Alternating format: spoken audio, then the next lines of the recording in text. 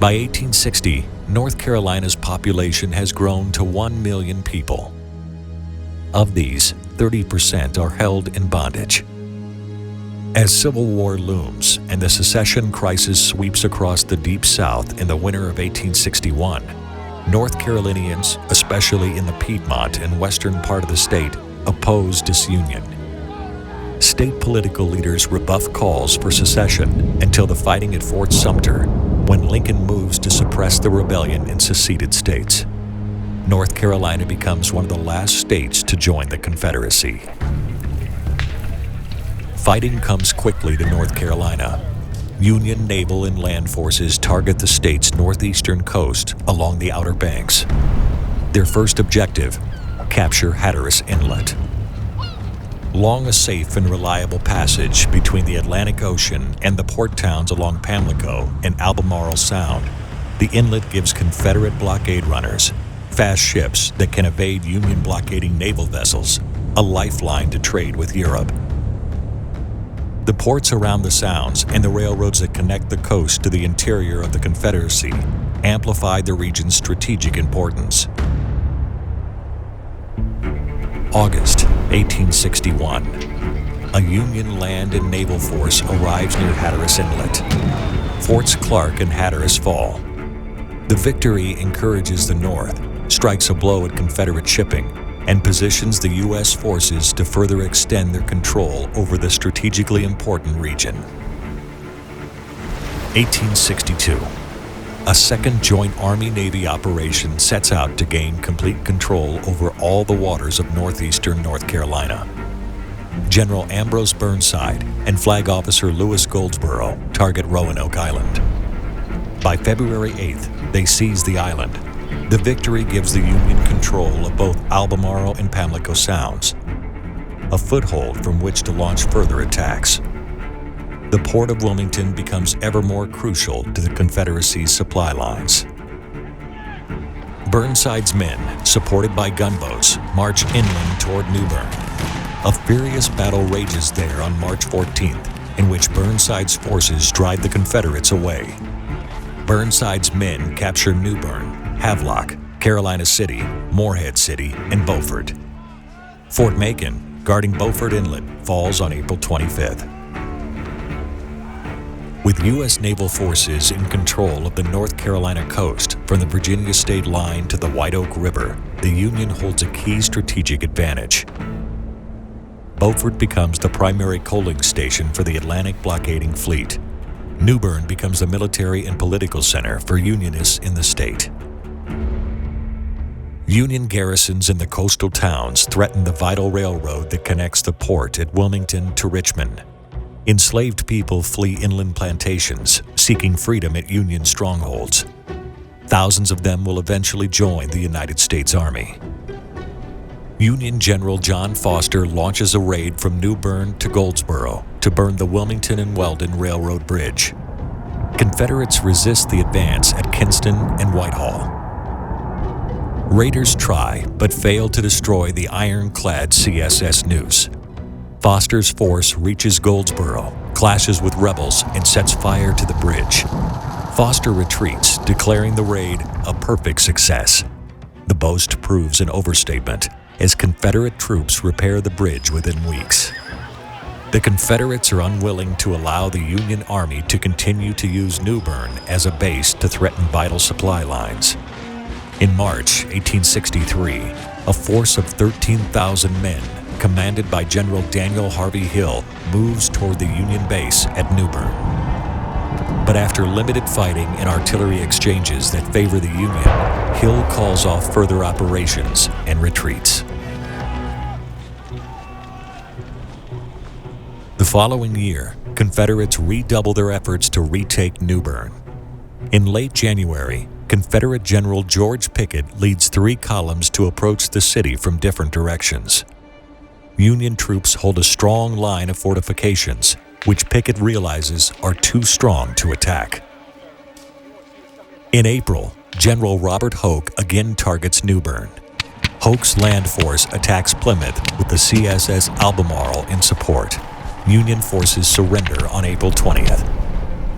Hoke's column advances toward New Bern and on May 4th and 5th captures Union picket positions along the banks of the Trent River, cutting the Atlantic and North Carolina Railroad.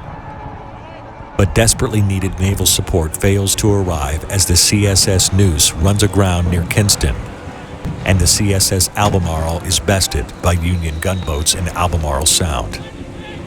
Before he can reorganize his offensive, Hoke receives orders to return to the Army of Northern Virginia. The CSS Albemarle would be sunk later that fall in a daring commando raid led by Lieutenant William Cushing, brother of Medal of Honor recipient Alonzo Cushing. That fall, with Lee trapped in the trenches around Petersburg and Richmond, and with Mobile and Atlanta in Union hands, war planners in Washington focused their attention on capturing Wilmington. It's the Confederacy's last port at which supplies can be landed from England. And it hosts the last railroad network that connects the port and North Carolina's industrial facilities with Robert E. Lee's army. In December, Admiral David Dixon Porter and General Benjamin Butler launch a combined land and sea attack to subdue Fort Fisher and cut off the port of Wilmington, the Confederacy's last major port on the Atlantic coast. Sailors tow a gunpowder-laden ship, the USS Louisiana, near the fort and detonate it, causing little damage. Porter's gunboats begin a heavy artillery fire into the fort, while Butler lands his infantry force, skirmishing with Confederates who hold a strong defensive line between Fort Fisher and Wilmington. Though Union troops overwhelm the skirmish line, Butler fears that his rear is vulnerable and concludes that his force is too small to storm the fort.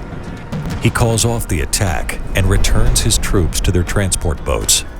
The Union fleet sails to Hampton Roads, leaving Fort Fisher in Confederate hands.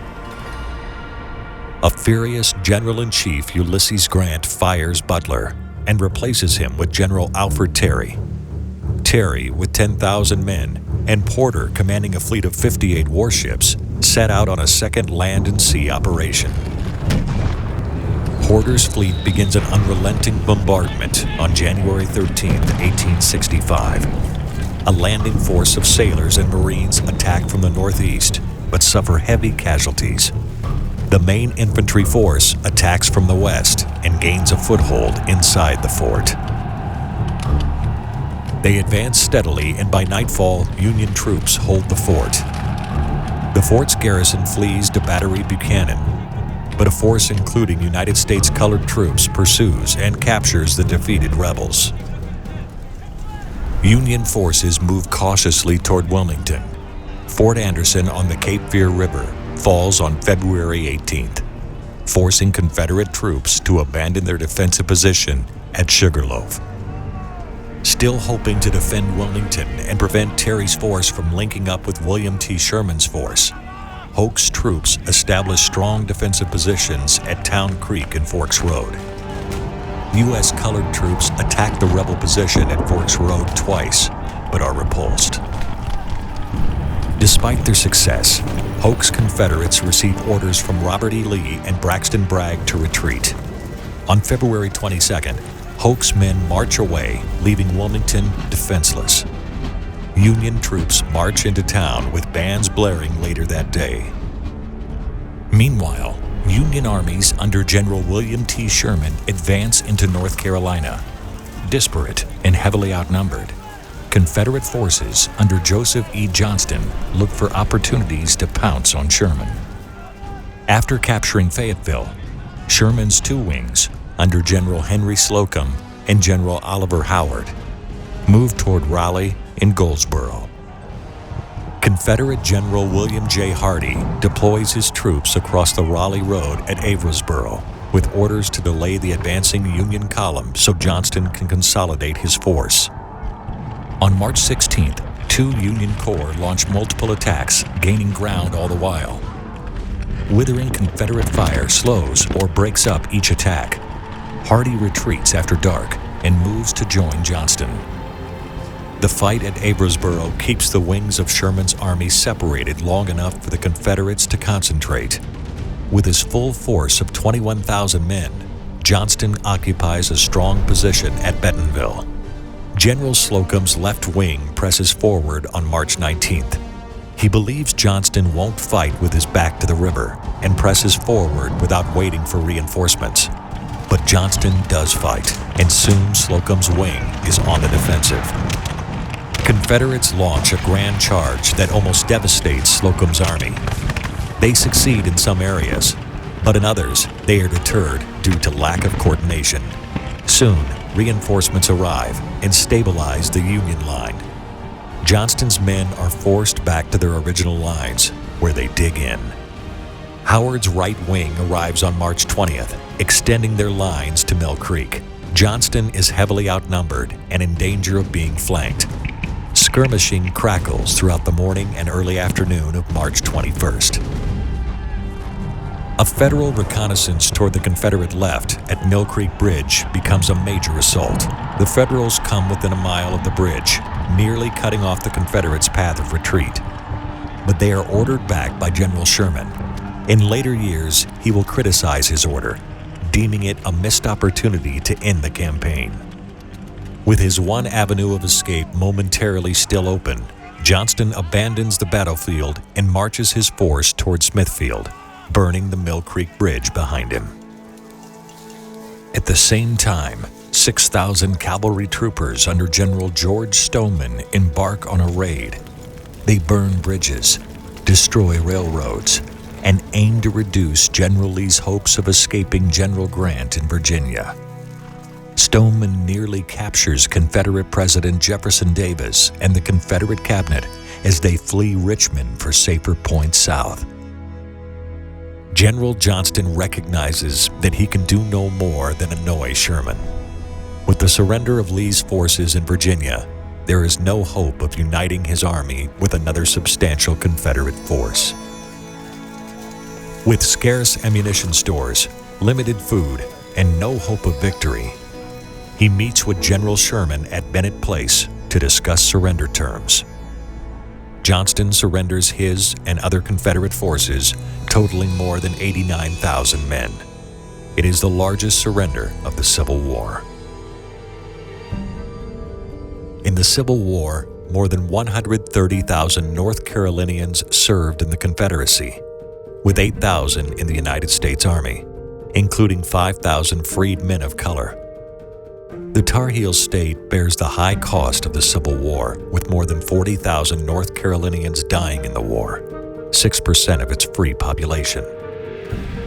North Carolina remembers its Civil War past, from Bentonville to Bennett Place, from New Bern to the Noose, and from Fort Anderson to Averysboro. Scores of conflicts were fought on this land to define a nation. That legacy continues as generations of fighters have trained here, from paratroopers who fought in France to today's U.S. Army Special Forces. The members of the American Battlefield Trust are proud to have preserved more than 2,500 acres of hallowed battlegrounds in North Carolina, so that current and future generations can stand where history happened, where they can reflect on the past and look ahead to the future.